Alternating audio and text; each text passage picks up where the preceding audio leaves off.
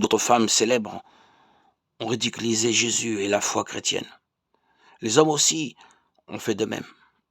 Frères et sœurs, beaucoup d'hommes ont ridiculisé Jésus, ont manqué de respect envers notre foi chrétienne. Mais j'ai voulu ici apporter des exemples féminins pour vous montrer que de la même manière qu'il y a des femmes qui haïssent le Christ et se moquent de sa puissance, il y en a aussi celles qui l'aiment et qui lui consacrent leur vie et dont la vie est transformée pour toujours. Et l'un des plus grands exemples que je veux vous montrer concerne une femme nommée Marie-Madeleine. La Bible dit qu'elle vivait au milieu de la débauche, de la prostitution, jusqu'à ce qu'elle rencontre Jésus, qui a chassé 7 démons d'elle et lui a pardonné tous ses péchés. Cette expérience a radicalement changé la vie de Marie-Madeleine. Elle est devenue une fervente disciple du Christ, aidant d'autres femmes dans le ministère de Jésus. Elle était également présente lors des moments cruciaux de sa vie, comme sa crucifixion. Et elle faisait partie des femmes qui préparaient des aromates pour oindre le corps du Christ après sa mort. Elle a également été la première à apprendre que Jésus était ressuscité. Elle a eu la mission d'annoncer cette nouvelle aux disciples. Face à cela, je veux vous montrer, femmes, que peu importe les erreurs que vous avez commises dans le passé, si vous donnez vraiment votre vie à Jésus, il peut transformer votre vie de manière incroyable et vous utiliser de manière extraordinaire dans la vie de personnes que vous ne connaissez même pas. C'est pourquoi soyez très prudents avec les femmes dont vous vous inspirez. Quelles sont les valeurs qu'elles transmettent? Quel message prêchent-elles? Vous rapprochent-elles de Dieu ou vous en éloignent-elles? Soyez très attentifs à cela. Et en parlant de mauvaise influence, je vais tenir ma promesse et maintenant je vais parler de Lady Gaga. Je ne sais pas si vous le savez, mais l'une des chansons les plus attendues des concerts de Lady Gaga s'appelle Judas, incroyablement. Ce n'est pas une coïncidence, d'accord? Les paroles parlent d'une femme profondément amoureuse d'un homme nommé Judas et font plusieurs références à des passages de la Bible et surtout à Jésus.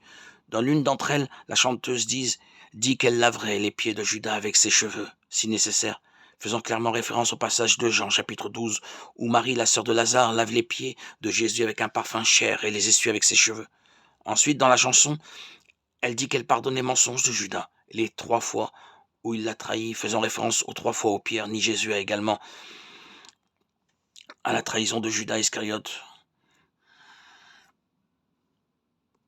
et également à la trahison de Judas Iscariote. De plus, Lady Gaga mentionne le Judas de la chanson comme étant un roi sans couronne, et elle dit que Judas peut l'embrasser s'il se sent offensé.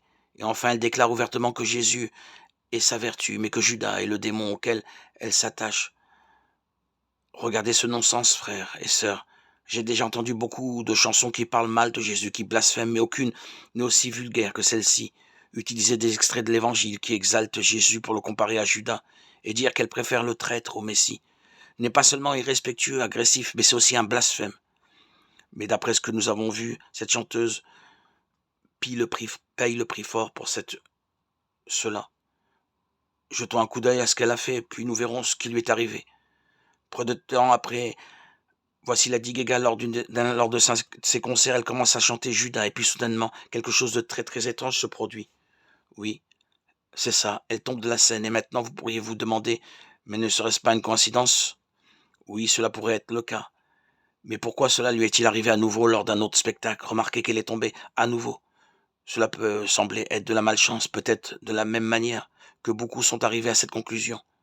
Lorsque le trio électrique d'Yvette Sangalo a eu cet accident à El Salvador, elle qui blasphémait contre le Seigneur, répondez-moi une chose, pourquoi Lady Gaga est-elle tombée une 3e fois lors d'un autre spectacle qu'elle donnait?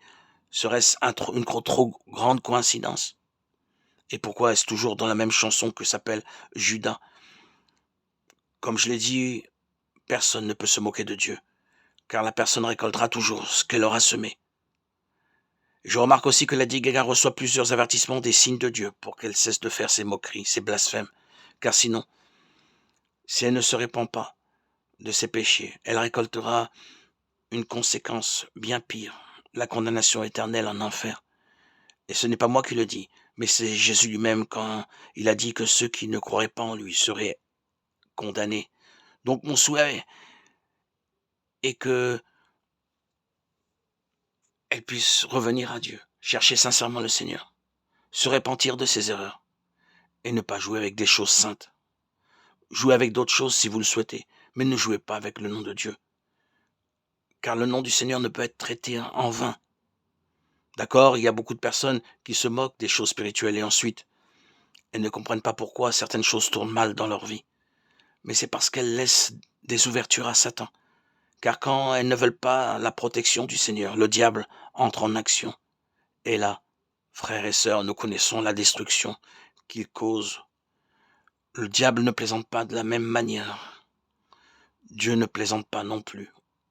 Aujourd'hui, la porte de la grâce est ouverte à toute personne, qu'elle soit religieuse ou non, qu'elle ait un passé difficile ou un passé meilleur, peu importe, doit se repentir de ses péchés, croire en Jésus comme son Seigneur et Sauveur, car il est le seul qui peut nous sauver. Jésus a versé son précieux sang, il n'avait aucun péché. Mais là, sur la croix du calvaire, il est mort pour moi et pour vous, pour nous reconnecter avec Dieu, pour nous réconcilier avec le Seigneur. Et je remercie Dieu parce qu'il y a de nombreuses années, j'ai ouvert mon cœur, j'ai renoncé à tout mon passé, à mes préjugés, et je me suis vraiment donné à Jésus, et il a changé ma vie. Et aujourd'hui, je peux avoir l'assurance de la vie éternelle, car cela ne dépend pas de moi, mais de ce qu'il a fait là sur la croix, et que vous puissiez avoir cette certitude aussi. Que Dieu vous bénisse.